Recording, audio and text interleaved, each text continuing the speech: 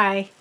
Tonight I want to show you how to make a pattern off of a picture, or when you get an order for something, or you just want to see something you want to make. How do you do it? Well, I can see things in my head, but I want to show you how to make a pattern to do it right. Now, customer sent me this picture of a pillow. And you can see you've got lines this way and lines that way, so you can't just go by. She said 27 by 27 inch, and then she said follow the pillow form, same size as the pillow form she sent, which is 30 by 30. So that doesn't work. So I got to figure this out in my head. So first of all, you need freezer paper. This stuff is wide enough and it's sturdy so you can use your pattern over and over again, but be careful, it is waxy on the back side, so don't want to iron on your fabric with this. So then you need a measuring stick or a ruler or tape measure, but the measuring sticks are great because they're sturdy. They'll give you a straight line without bending and flexing. And a pen or a marker and some tape, Scotch tape, because you want to be able to tape your freezer paper together to get larger pieces. So, okay, let's get going here. First, you get your cat out of the way. Come on, Giz, down. Now I have my fabric all laid out. This is not the fabric I'm using. I've already done it, but I'm just showing you this as an example. And you want to roll out your freezer paper to the width you need and cut it out. So this is, I made it 30 by 30 and I cut out a 30-inch square, and then I taped it together both sides. And then I took and adjusted this, tried to move this around to where that's the bottom of the pillow form, and I want the stripes to go horizontally. So I laid it out horizontally, and then I drew straight lines.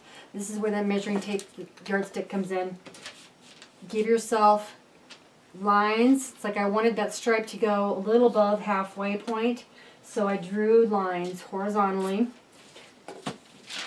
And then the top half, I'm going to cut that in half so you can see. This is the bottom half. I cut it a little above, and I drew lines. You can see my lines there. And then the top half, the lines are going in a different direction. They were going to go up and down. So I took and lined this up with my print, and I drew lines with my measuring tape to get them going in the same direction. And you want to line up the print to line up however you want it. If you want your line to be in the middle, take that into consideration, but I wanted the seam to go right down the middle of that point, so I lined them up and then I drew them out, every single one of them, with my tape measure until I had that all done. And now I've got my top, actually it's a top corner, this is going to be the top corner, lines like that. And you want to spread your fabric out one layer on this, because you're going to have to piece them together one section at a time to get the most out of your fabric here. Now I go do one whole top side first, line this up. This is going to have to go like a puzzle. Maybe do the smaller piece first. Find where that line's going to have to go. Line it up. Cut it out. And then you've got another piece over here, a section you might be able to use. Line that up. Nope, you're not. So sometimes you'll be able to line it up this way. Figure it out. Just got to piece it together. In the beginning, it's going to feel like it's you're wasting a lot of fabric. But you'll be able to turn these pieces, like do smaller ones. Like this one can be, you could probably make 3 or 4 of them right here in this section. So you're going to cut this one out first, or take your fabric over backwards and draw it out if you need to. So this one can go here, and then I'll be able to get another piece out of up here, like that. Cut that out, and then I'll probably get another piece. Maybe just puzzle piece it together, but always buy extra fabric for whatever you need.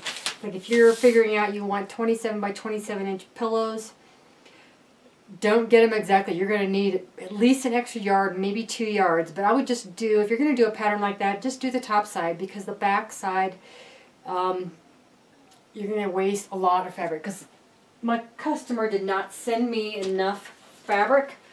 First I was doing it 27 by 27 like she wanted, and then I saw her pillow form, and I tried cutting out the back half trying to figure it out. I didn't have enough to do all of them on the back side, so I went ahead and cut it out and did this, and I hate the way the pattern lines up. So I'm going to go buy another extra 2 yards of fabric and redo the back half. But for the front half, you want it to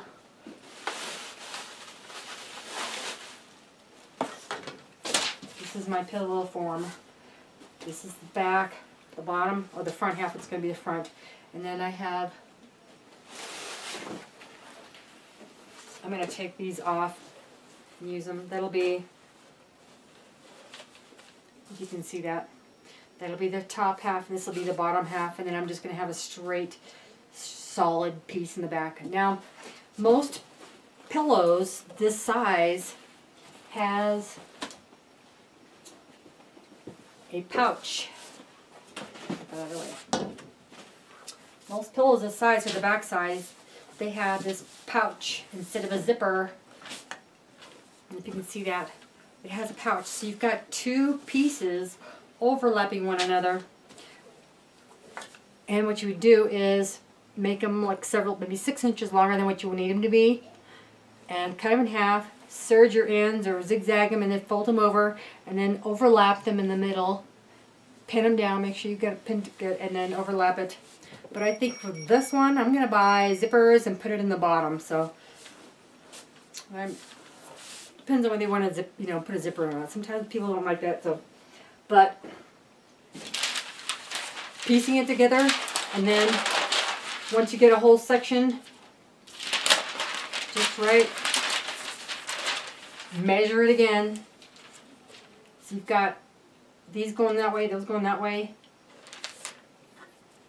And then once you've got all your pillows done, you might be able to use those pieces for smaller size pillows. So these are really big ones. So that's the basics of making a pattern with a pillow like this. So it does take a lot of extra fabric, but you've got the idea for making a pattern. So I hope you learned something.